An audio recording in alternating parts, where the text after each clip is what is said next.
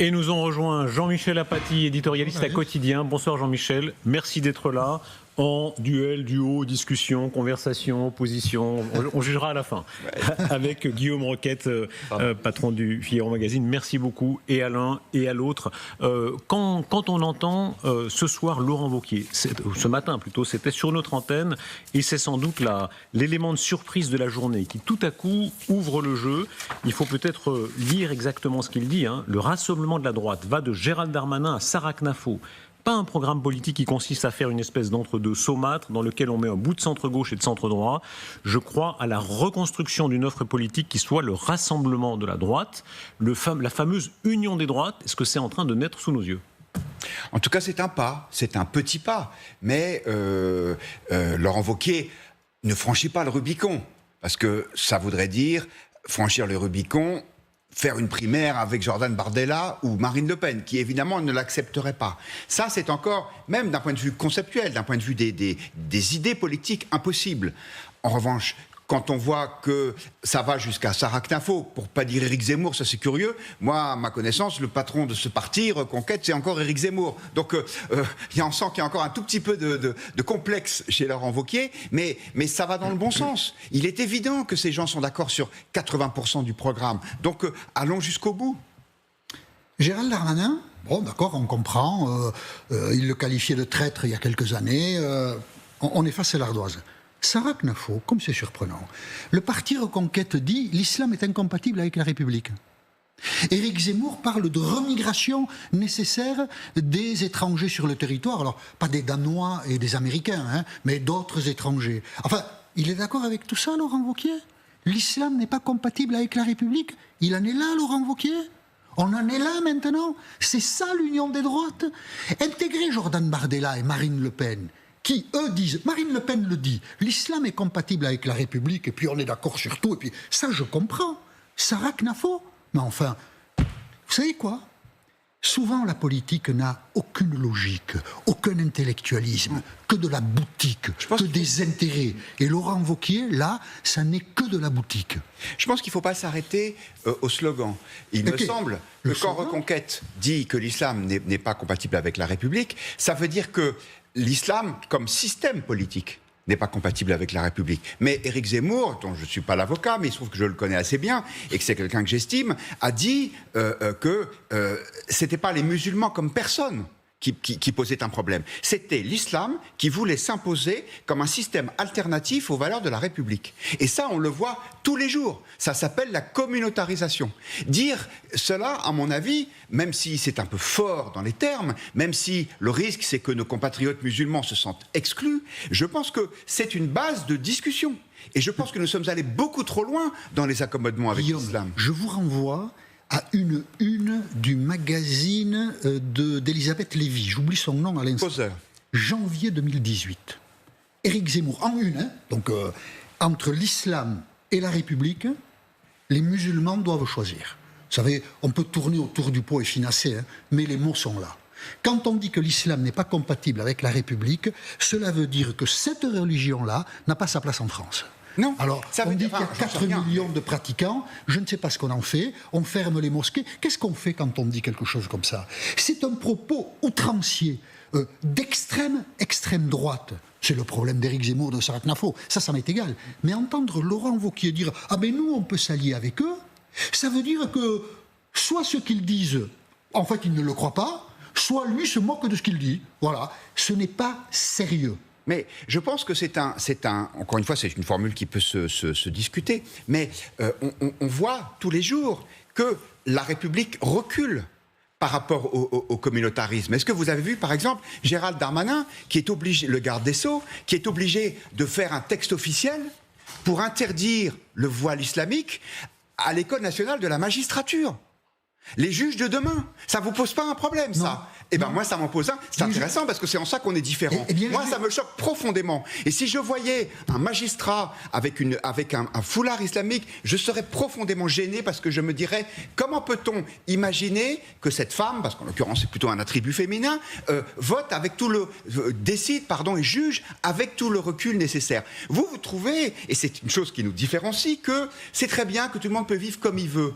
Je pense que là où vous vous trompez, c'est que vous ne voyez pas que l'islam est une religion qui n'est pas comme les autres. Parce que l'islam, c'est pas seulement une religion, c'est une civilisation. Est-ce que c'est compatible avec le la problème République? est alors. Est-ce que c'est compatible avec la République? Est-ce que la polygamie est compatible avec la République? Non. Non. Bon. Est-ce que le fait que les femmes ne soient pas traitées comme les hommes, par exemple, dans une famille, en termes de place, de liberté, c'est compatible avec la République? Non. Bon. Pourrez-vous prendre d'autres exemples comme celui-là? Or, vous savez très bien que c'est ce qui se passe. C'est ce qui se passe concrètement dans un grand nombre de banlieues. Et donc, ce n'est pas acceptable. Est-ce que vous vous rendez compte, Guillaume, que ce que vous dites est horrible? Parce que vous avez parlé de communautarisme, vous avez donné des exemples. Nous nous focalisons sur ce qui ne va pas et nous ne voulons pas voir ce qui marche. Communautarisme, c'est un mot trompeur. Le nombre de personnes issues de la culture musulmane et qui pratiquent l'islam, qui sont républicains, qui sont professeurs, qui sont avocats, professeurs, universités, lycées, collèges, des journalistes, des acteurs, des sportifs, des gens qui sont intégrés à la société française. Mais la liste est interminable. Et nous nous focalisons sur quelqu'un qui dit « Ah, un magistrat devait mettre voile ». Et par xénophobie, nous en faisons une règle générale. Donc tous les musulmans demandent à ce que les femmes mettent des voiles. Nous sommes en train de créer... D'une certaine manière, c'est le projet d'Éric Zemmour. Nous sommes en train de créer les conditions d'une guerre civile. En fait, c'est extraordinaire. C'est ça parce que notre différence. Pour vous, moi, je ne veux pas la guerre civile. Pour vous, c'est nous, ou par exemple moi, qui, par mon intransigeance, est en train de faire monter l'islamisme en France.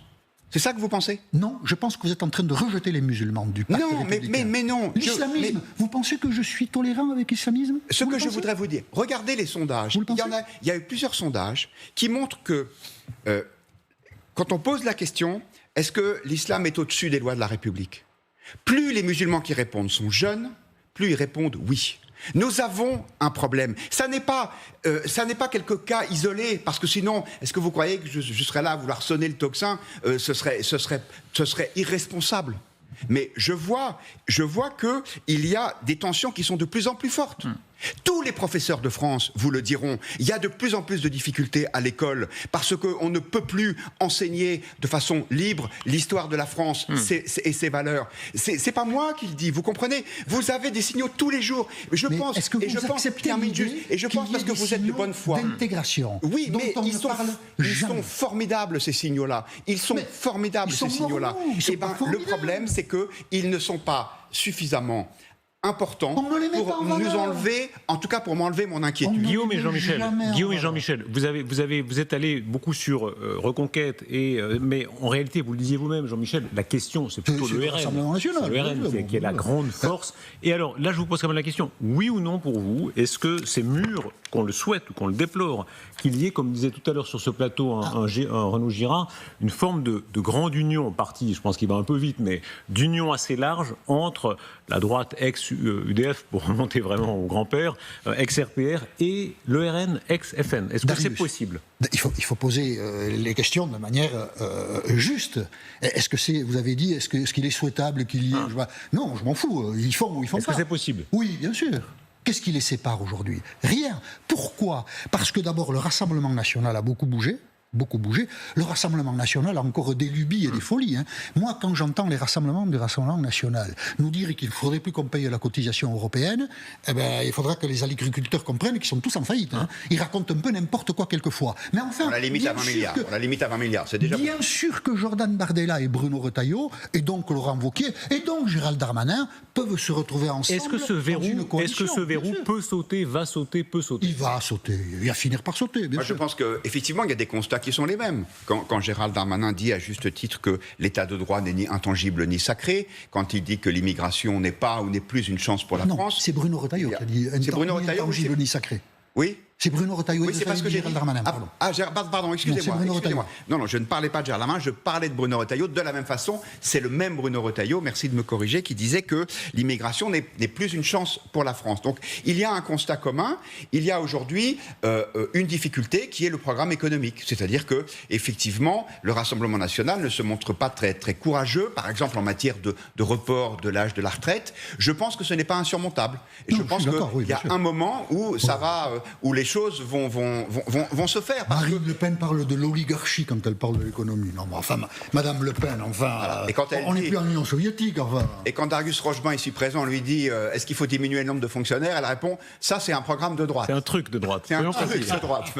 Oui, mais ça, Jordan, il va balayer tout ça. C'est-à-dire bon, Jordan Bardella, il est de droite, quoi. Est-ce que c'est son heure qui s'approche? Quand on voit les sondages, on les observait tout à l'heure, en réalité, est-ce qu'on a, à tort ou à raison, reculé sans arrêt l'échéance qui est que le RN, le nouveau Front Populaire, a réussi une très grande performance il y a un an, il ne faut pas le nier, mais quand on regarde historiquement depuis 10 ans, la force montante, c'est le RN. Est-ce qu'on a voulu sans cesse retarder cette échéance? On n'a rien retardé. Le RN a un problème de second tour. Le RN, par intransigeance, parce que c'est un parti qui n'est pas issu d'une culture démocratique, n'a jamais eu d'alliés, n'a jamais été capable d'en avoir. Alors, on a débauché Ciotti, mais enfin, c'est pas grand-chose, Ciotti. Excusez-moi, monsieur Ciotti, mais c'est pas grand-chose. C'est pas désagréable. Non, d'accord, alors je retire. Alors, le RN n'a pas une culture démocratique. Il faut que le RN apprenne à avoir des alliés. Le jour où le RN bouge un peu, il sera très séduisant pour tous les gens qu'on a cités. On est au bord d'eux. Mais il manque encore quelque chose. Jordan Bardella, on se le disait avant de rentrer sur le plateau. Quelles sont les personnalités les mieux placées pour résoudre le problème de la France? Jordan Bardella, 40%. Ouais. C'est assez extraordinaire. On peut revoir ce sondage. De 30 ans. La question, c'est qui pourrait apporter des réponses à l'école actuelle? Effectivement, Bardella, 40, Le Pen, 37, Retailleau, 32, Philippe, 28, Faure, 18. Jordan Bardella est devant Marine Le Pen. Jordan Bardella, 30 ans. Moi, je pensais qu'après Emmanuel Macron, on élirait un vieux. Jordan Bardella, 30 ans, a un capital politique extraordinaire. Mais il a un capital de premier tour. Oui, parce que le sujet, il est relativement simple. Je pense qu'il y a une majorité de Français qui, sur les thèmes importants du Rassemblement national, l'immigration, le communautarisme, la sécurité, sont d'accord avec le RN. Donc, le RN est majoritaire pour ses idées, mais il y a une majorité de Français qui a peur de le voir arriver au pouvoir. Ce n'est pas un problème de programme, c'est un problème de crédibilité, un problème d'exécution. Parce que le Rassemblement national n'a jamais exercé le pouvoir, les Français, et à juste titre, se disent mais seront-ils capables, dans une situation internationale aussi tendue que celle que nous connaissons, dans une situation où les finances publiques sont si dégradées? Ce à quoi ils vous répondent, et c'est pas faux sur les finances publiques, quand on voit ce que les Mozart des finances ont fait, c'est-à-dire plus 1200 milliards de dettes, on ne pourra pas faire pire. Et effectivement, c'est possible. Pardon, je termine juste. Il y a un autre handicap, c'est une inquiétude, je dirais, une inquiétude de communauté de la nation, c'est-à-dire le danger que le Rassemblement national non seulement provoque des troubles dans les banlieues, mais fracture encore un peu plus la société française. Oui. Et moi, je connais des gens qui sont d'accord avec le programme du RN, mais qui craignent de voter pour lui en disant mais finalement, est-ce qu'ils ne vont pas encore plus diviser notre pays? Voyez-vous, pardon. Je suis d'accord. Je crois que beaucoup de gens pensent qu'un rapport à la démocratie, à la République du Rassemblement national demeure malsain. Ils le pensent à tort ou à raison. Hein. Non, mais ça, j'y crois pas. Attendez, ils se sont présentés à toutes les élections. C'est pas eux qui disent qu'il faut mettre en prison les préfets. Hein. C'est Monsieur Mélenchon et ses amis. Donc, moi, c'est pas moi qui le dis. Je constate qu'au second tour des élections législatives, à la surprise générale, des gens de droite se retirent. Et les électeurs votent pour quelqu'un de gauche. Donc, il y a bien quelque chose qui ne va pas dans la relation entre les Français et le Rassemblement national pour accéder au pouvoir. Une partie d'entre eux. Il y a toujours un doute. C'est pas la crédibilité, parce que les échecs précédents ont été tellement importants, vous le disiez, que la question de la crédibilité... J'aimerais vous entendre l'un et l'autre, dans le fond de la société française. Écoutez ce que dit Bruno Retailleau. Il a tenu un discours très marqué à droite, disons les choses, où il dit la droite ne doit pas être peureuse, elle doit s'assumer, c'est fini la droite qui s'excusait, etc. C'est pas la première fois qu'on entend ça. Mais écoutez-le, parce qu'il remonte vraiment aux origines culturelles. Il dit mai 68, c'était pas les pavés. Sous les pavés, la plage, c'était sous les pavés. Sous les pavés, la rage. Alors vous dites vive, on verra ce que dit. Écoutez, Bruno Retailleau. D'accord avec moi. Les délires et les conséquences des délires 68ards ont engendré une fabrique de barbares.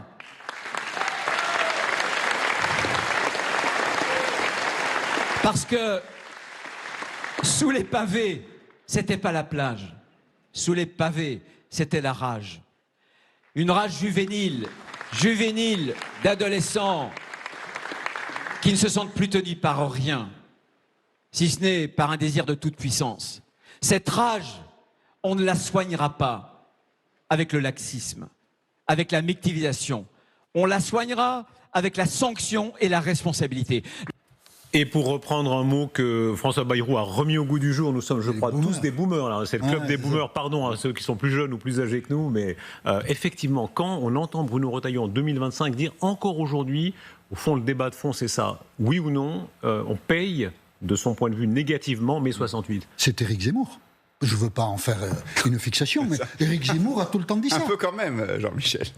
Éric Zemmour a tout le temps dit ça. Mais il n'y a pas que lui. Qu'est-ce que c'est? Mais dans le débat public, c'est très rare. Et qu'un chef de parti remette en cause mai 68, c'est très rare. Mai 68, vous savez, pour faire court, mai 68, c'est une contestation d'une autorité qui n'apparaît plus légitime, du patriarcat, de l'Église, du patronat. On crée pour la première fois des sections syndicales. On veut revenir dans les entreprises, on veut revenir là-dessus.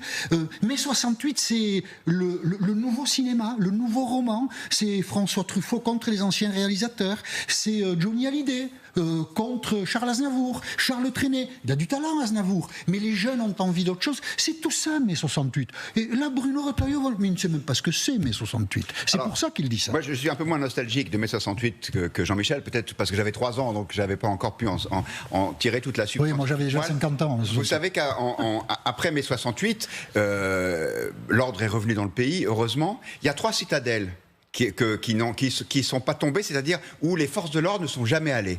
Il y a l'ORTF, il y a le théâtre de l'Odéon et la Sorbonne.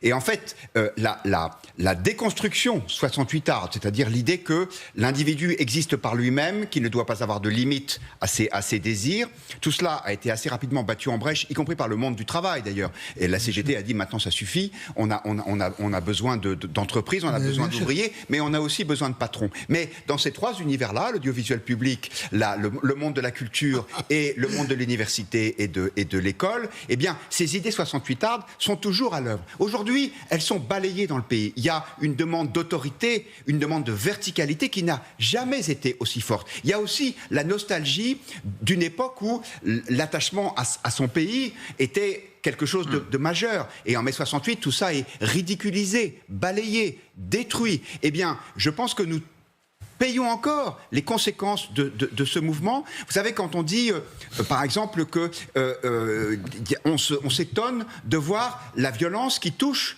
des jeunes de plus en plus jeunes. Mais même s'ils étaient loin d'être nés à cette époque, je pense que c'est une conséquence de mai 68. C'est-à-dire que c'est le système éducatif qui a mis l'enfant au centre, qui dit qu'il faut l'écouter, et les parents qui ne veulent plus sévir. Eh bien, le résultat des courses, c'est cette espèce de violence qui touche les jeunes de plus en plus. Écouter les enfants, c'est une forme de violence? Pardon? Écouter les enfants, c'est une forme de violence? Mais vous les écoutez et après vous leur dites ce qu'ils doivent faire. Ça s'appelle l'éducation. Vous pensez, c'est votre raisonnement, vous pensez que les libertés individuelles sont incompatibles avec l'autorité? Mais pas du tout. Je pense que... On peut harmoniser tout cela. On peut harmoniser l'envie que j'ai de devenir ce que je suis et le respect des institutions. Voilà. Et ça, c'est mai 68 ? Il faut... Comment ? Ça, c'est mai 68 ?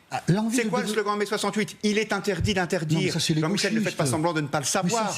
Mai 68, c'était pas du tout une espèce de check and balance en disant de l'autorité, mais pas trop. C'était faites ce que vous voulez. Jouissez sans entrave. Non, mais c'est les gauchistes, ça. Eh bien oui, ça s'appelle mai 68. C'est le point culminant d'un travail dans tout l'Occident, d'ailleurs, parce qu'il n'y a pas que la France. Mais c'est le point culminant de 20 ans de changement culturel. Mais aujourd'hui, à l'un et à l'autre, est-ce qu'on est en train de sous-estimer la vague contraire? Quand on voit en Europe, on aura tout à l'heure Thierry Breton, grand européen, qu'en Europe, même des gouvernements sociodémocrates rétablissent des contrôles aux frontières. Il y a des gouvernements sociodémocrates qui défendent sur l'immigration des points de vue même plus durs parfois que le Rassemblement national en France. Est-ce qu'on vit un retour des nations, des frontières, de l'autorité? Oui, bien sûr. Non, mais l'immigration, parce que là, on parle de l'immigration. Les frontières aussi. C'est pour l'immigration. Oui. Parce que ce que nous voudrions garder, c'est la libre circulation des hommes et des marchandises européens, à l'intérieur d'un espace européen. C'est l'immigration qui fait qu'on contrôle les frontières. L'immigration, nous n'en parlons pas, parce que chaque fois que nous en parlons mal. Il y a les gens issus de l'immigration aujourd'hui, par exemple en France, et puis il y a l'immigration à venir. Il faut bien entendu mettre des lois, des règles, pour qu'un territoire n'est jamais ouvert aux 4 vents. Ça n'est pas possible. Moi, j'ai suivi, maintenant 30 ans, Chevènement, qui a fait des lois qui étaient... Voilà, si vous voulez, c'est pas d'aujourd'hui qu'on découvre tout ça. Simplement, les vagues migratoires se succèdent, nous avons l'impression de ne pas y faire face, et donc nous devons trouver trouver des solutions pour cela. Mais c'est une autre question que de traiter des gens en France issus de l'immigration. C'est d'ailleurs une formule que je déteste. On est soit français, soit étranger. Mais enfin, bon, puisque la xénophobie impose ces mots, je vais les reprendre, mais un peu exceptionnellement, nous traitons les gens issus de l'immigration et qui sont des Français comme des étrangers. C'est horrible ce que nous faisons, et ça s'appelle de la xénophobie. C'est marrant parce que j'ai l'impression de ne pas vivre dans le même pays que vous. Je pense que... Et pourtant, nous sommes tous les deux Français. Exactement, et je pense et heureux nous de aimons l'être. tous les deux la France. Heureux de l'être, sûrement. Et la politique de la ville, c'est-à-dire la politique d'aide à l'immigration, ça représente, je crois, 110 milliards d'euros depuis 15 ans. Il n'y a pas, à mon avis, un pays au monde qui a autant dépensé d'argent pour ses immigrés. Donc, ce discours, et avec des résultats. Ce discours culpabilisateur. Et avec des résultats. Écoutez-moi, Jean-Michel. Avec des résultats. Écoutez-moi. Avec Ce des discours résultats. culpabilisateur en disant nous n'avons pas fait assez, nous n'avons pas été assez accueillants, nous ne sommes pas assez gentils, nous les traitons mal. Mais non, c'est quand vous arrivez dans un pays qui n'est pas le vôtre, vous devez faire l'effort de vous assimiler. Même ce mot est devenu une grossièreté, même si Bruno Retailleau, encore lui, le reprend et je m'en réjouis. C'est-à-dire que les gens, à Rome, fait comme les Romains, disait l'adage bien connu. Eh bien, c'est pour ça que moi je suis choqué. Nous assimilons. C'est ça que vous ne voulez pas comprendre. Mais l'assimilation... Combien d'avocats, combien de médecins, combien de journalistes, combien d'acteurs, vous n'en parlez jamais. Mais jamais, ça n'existe pas. Mais je connais ça par cœur. Il y a eu Pablo Picasso et ça je le sais. On assimile. Non, on assimile de moins en moins bien. On n'assimile plus. On n'assimile plus, mais c'est un constat sur lequel nous ne sommes pas d'accord, et je le vois. Que je peux vous donner et par ailleurs, quand vous dites... Est-ce que je peux vous donner un conseil ? Non, je vais juste terminer, parce que là, j'ai pas eu le temps de m'exprimer. Quand vous dites, bien sûr, il faut qu'il y ait des frontières, il n'y a pas de frontières. Il y a un demi-million de personnes qui rentrent tous les ans légalement dans notre pays, mais beaucoup moins. Et ce ne sont pas les mêmes. Ce sont pas les mêmes qui repartent. Ceux qui repartent, c'est de la propagande, ceux qui repartent. 500 000 qui rentrent, il y en a beaucoup qui repartent. Mais ils ne rentrent pas pour s'installer. Que voulez-vous Ils ne rentrent pas pour s'installer. Mais non, c'est des visas de tourisme, des visas d'étudiants. Non, mais je ne vous parle pas des visas de court séjour. Je vous parle des gens qui viennent s'installer en France. C'est de ça dont je vous parle. Alors certains sont supposés repartir, comme par exemple les étudiants, mais en l'occurrence, il y en a un grand nombre, et on peut les comprendre, qui restent en France. Donc cette espèce de monde idéal que vous décrivez, avec une espèce d'équilibre, mais c'est pas du tout ce que vivent les Français. Eux, ce que voient les Français, c'est que le flux migratoire ne baisse pas,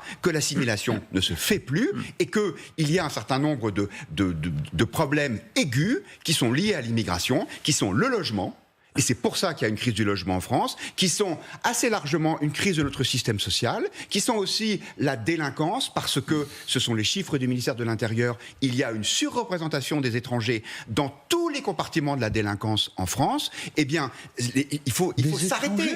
Il n'y a pas d'équilibre aujourd'hui. Question à l'un et à l'autre. En quoi ce débat peut se traduire dans l'équilibre du gouvernement ? Peut-être pas lundi, peut-être pas la semaine qui vient, mais tôt ou tard dans ce qui va se passer. Et d'ailleurs, c'est la question. Est-ce que oui ou non, il faut recourir au peuple ? Est-ce que la logique de la Ve République voudrait que, dans un tel moment de crise économique, financière en particulier, on en parlera avec Thierry Breton dans un instant, avec les derniers chiffres des taux, à combien la France est obligée d'emprunter. Est-ce que la logique voudrait qu'on recourt au peuple ? Au fond, que maintenant, on a une façon ou d'une autre devant le peuple, soit la dissolution, soit même, comme le demande Jean-Luc Mélenchon, que même la présidence soit remise sur le tapis. C'est la seule solution. Alors moi, je ne mettrai pas sur un même plan la dissolution et la démission du président de la République, parce que je respecte les institutions. Emmanuel Macron a été élu pour 5 ans. Et dans le passé, on a vu des présidents qui n'avaient pas de majorité et qui restaient néanmoins. En revanche, je ne vois pas comment on sort de cette crise actuelle en nommant un nouveau Premier ministre. On va quoi gagner 2 mois, et puis les mêmes causes produiront les mêmes effets.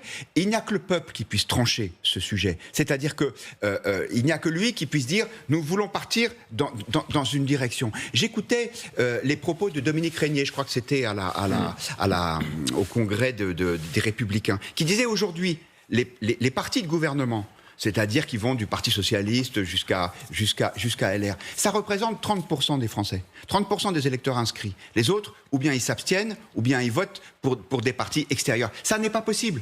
Vous ne pouvez pas gouverner durablement un pays avec 70% des gens qui ne sont pas d'accord avec vous. Donc il faut provoquer effectivement des élections. Et moi je pense que cette dissolution nouvelle, elle est non seulement inévitable, mais elle est souhaitable.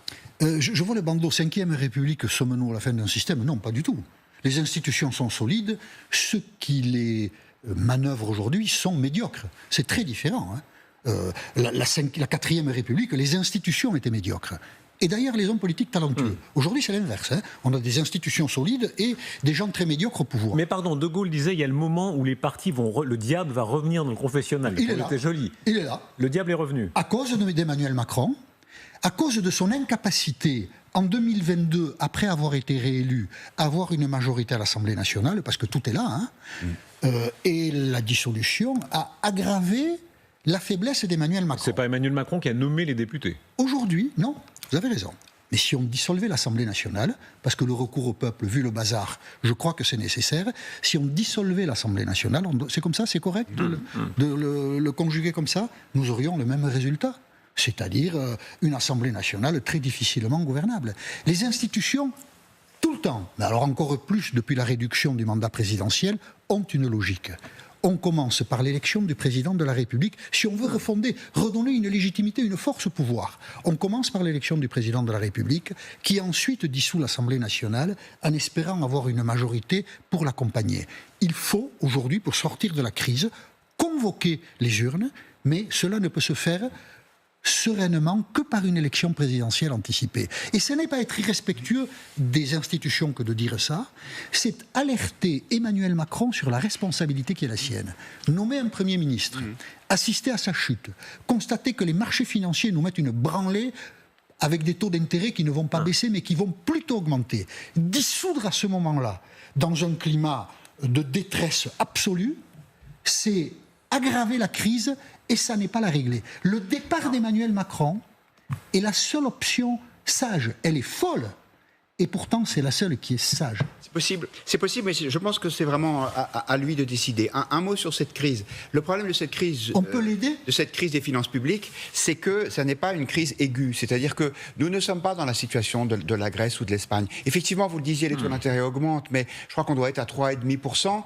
4,30 pour les emprunts. Vous saviez quels étaient les taux en Grèce au moment de la crise 20%. Mais ça va très vite. 3,45 pour la France pour les taux à 10 ans. On verra tout ça avec Thierry Breton dans un instant. À 30 ans plus. À 30 ans, ça se gâte un peu. Ouais. C'est pour ça que, en fait, le danger, c'est que la France est asphyxiée petit à petit par cette crise, parce qu'elle consacre de plus en plus d'argent au remboursement de sa dette, et donc elle ne peut plus rien faire d'autre, et elle est comme paralysée. Mais c'est plus ça que je crains, moi, qu'une espèce de maelstrom financier qui nous emporterait, et où la semaine prochaine, on ne pourrait plus payer les France Trésor a sollicité 11 milliards d'euros mercredi matin sur les marchés financiers. Oui, mais bien sûr. Se sont présentés des fonds de pension, des banques, à hauteur de 25 milliards d'euros. Cher, mais tranquille. C'est le jour où ça n'existe plus. Oui. Où il n'y a pas de preneur de la dette française. Sauf que, là, d'un coup, non mais je suis d'accord. Du jour au lendemain, vous prenez... C'est l'un des rares sujets, Jean-Michel Apathy, sur lesquels nous sommes d'accord, c'est qu'il y a effectivement une crise aiguë des finances publiques. Je voudrais revenir, si vous le voulez bien, à la crise politique. Vous l'avez dit au début de l'émission, la droite, en tout cas celle de Bruno Retailleau et de Laurent Wauquiez, elle est d'accord sur beaucoup de choses avec le Rassemblement national. Tous ces gens ensemble, surtout si vous rajoutez votre ami Éric Zemmour et ses électeurs, ça fait plus que la majorité. Donc, qu'est-ce qui est souhaitable ? Il y a beaucoup d'opposition légitime à une union des droites. Il y a beaucoup d'arguments contre, y compris d'abord les arguments économiques que je viens de citer. Mais il y a peut-être un moment où ce sera une façon de sortir de la crise. Parce que je ne vois pas la même chose de l'autre côté. Je ne vois pas un macroniste comme Gérald Darmanin ou Édouard Philippe gouverner avec les amis de M. Mélenchon. Alors que la situation à droite n'est pas tout à fait la même, puisque ce que nous cherchons, c'est une majorité. Peut-être que là, il y a un chemin. Aujourd'hui, il n'est pas pris, et pour des bonnes raisons. Mais je pense que la réalité électorale, c'est que la France n'a jamais été aussi à droite, et pourtant... elle ne gouverne pas. La seule chose qui peut exprimer ce que vous dites, c'est une élection présidentielle. Les partis ne sont pas capables de s'entendre. Il n'y aura pas pour des élections législatives un bloc de gauche. Aujourd'hui, le bloc de gauche il est en miettes. Enfin, ça, non, vous avez raison. Quand M. Faure va compter les voix qui lui manquent pour être réélu, à mon avis, il va très vite revenir manger dans la main de M. Mélenchon. Vous avez raison. Pour des questions de boutique, les socialistes peuvent continuer à travailler avec LFI. S'il ne s'agissait que de morale et de valeur, ils arrêteraient. Mais ils n'arrêteront pas, nous sommes d'accord. Nous avons beaucoup moins de points de désaccord que vous ne le pensez. Mais la droite ne sera pas capable de s'allier pour des élections législatives. Et la seule manière pour la droite de faire un bloc, c'est autour d'un président nouvellement élu. Je ne sais pas lequel, je ne sais pas comment, je ne sais pas quand, mais c'est la seule manière que les institutions merveilleuses que nous a léguées ce génie qui s'appelle le général de Gaulle, un génie, que voulez-vous. Ces institutions-là peuvent faire le travail que les hommes ne parviennent pas à faire. C'est la seule manière. Est-ce que vous excluez cependant qu'on soit arrivé au bout d'une époque? Génie de Gaulle, c'est certain, mais en réalité, la 4ème République a été un régime par moment qui a tenu. La 3e République a été un régime très puissant. Mais très vous connaissez le nombre Ça a été une grande puissance. Je pense qu'on ne peut pas faire cette analogie avec la situation de la fin de la 4ème République. D'abord parce que la crise de la fin de la 4ème République, c'était une crise évidente, qui sautait aux yeux. C'est-à-dire que vous aviez une partie de l'armée française qui ne voulait plus obéir au pouvoir légitime en Algérie. Bon, c'était quand même un sacré truc. Et ça, c'était premièrement une crise aiguë que nous ne connaissons pas aujourd'hui, puisque, je le disais, la crise financière, elle est plutôt diffuse. Deuxièmement, un plan B. Le plan B, c'était bien sûr le général de Gaulle, et c'était avec ce projet d'une République nouvelle qui était connu depuis le discours de Bayeux, juste après la Seconde Guerre mondiale. Aujourd'hui, nous n'avons rien de tout ça. Et puis, je pense que, quand je parle du général de Gaulle, c'est pas seulement parce que c'était l'homme du 18 juin, c'est parce que c'était l'homme qui arrivait à conjuguer un exercice du pouvoir qu'il avait pratiqué et une autorité. Vous savez, il faut toujours revenir aux grands anciens, hein, c'est les Romains qui disent ça. Il y avait potestas et auctoritas, l'autorité et le pouvoir. Et aujourd'hui, nous ne manquons pas de gens qui veulent exercer le pouvoir, nous manquons de gens qui ont une autorité, c'est-à-dire qui sont suffisamment respectés pour qu'on puisse leur obéir sans y être contraint. Ah non, De Gaulle, pas du tout. De Gaulle fait la synthèse entre les libertés, la République et l'autorité. Le chef, le pouvoir, c'est l'élection du président de la République au suffrage universel. De Gaulle dit en 1958, quand il revient, c'est pas à 67 ans que je vais commencer une carrière de dictateur. Oui, mais Emmanuel Macron aussi a été élu président de la République, et pourtant il y a la crise. De Gaulle annonce mai 68. C'est les libertés plus l'autorité. C'est ça notre problème. Et ça demeure aujourd'hui très moderne. C'est pour ça que les institutions sont solides. Simplement, Emmanuel Macron, depuis le début du 2e quinquennat, a œuvré dans ces institutions en dépit du bon sens. En dépit du bon sens. Et donc, il est fragilisé. C'est pour ça qu'il doit quitter le pouvoir et permettre à quelqu'un qui a une fraîcheur d'esprit, un regard neuf, de bâtir une autorité qui le rendra respectable aux yeux des Français et une politique... Qui sera en situation pour vous? Écoutez, si on regarde les choses assez simplement, évidemment, le candidat du Rassemblement national sera très fort. Évidemment, Le Pen, ça reste un problème. Le non reste un problème. Donc, je vous laisse déduire de la chose. Ensuite, chez les Républicains, que voulez-vous, je les trouve tous assez petits. Je les trouve tous faibles. Mais bon. Il n'y a pas de candidature qui s'impose. Nicolas Sarkozy le rappelait un peu cruellement dans le Figaro récemment, en tout cas dans son camp, dans celui des Républicains. Maintenant, il faut trouver quelqu'un qui soit suffisamment crédible pour pouvoir peut-être ramener au bercail, entre guillemets, si c'est encore possible, les électeurs qui sont partis au RN. Et pour ça, Bruno Retailleau ne me paraît pas être le plus mauvais candidat. Mais aujourd'hui, dans les intentions de vote, il n'est pas du tout au niveau du Rassemblement national. Je reviens une seconde à Emmanuel Macron. Je pense que la faute d'Emmanuel Macron, c'est d'avoir construit une offre politique qui ignorait la gauche et la droite. C'est-à-dire que le en même temps, c'est quelque chose qui a profondément troublé nos concitoyens. C'est pour ça qu'on n'arrive plus à avoir une alternance raisonnable. C'est parce que ça... Alors, il n'est pas le seul responsable. La droite a oublié d'être gaulliste et la gauche a oublié d'être socialiste pour devenir extrémiste. Et donc, Emmanuel Macron en a profité. Mais c'est avant tout de cela dont nous souffrons, je pense. C'est que, vous savez, en psychomotricité, on dit il faut être latéralisé. Eh bien, la France n'est plus latéralisée avec une gauche et une droite de gouvernement, et c'est ça le problème. Mais pas faux, oui. Je pense que, d'abord, Emmanuel Macron, enfin bon, on ne va pas refaire l'histoire. Il n'aurait jamais dû être élu en 2017. Ah bah, il l'a été.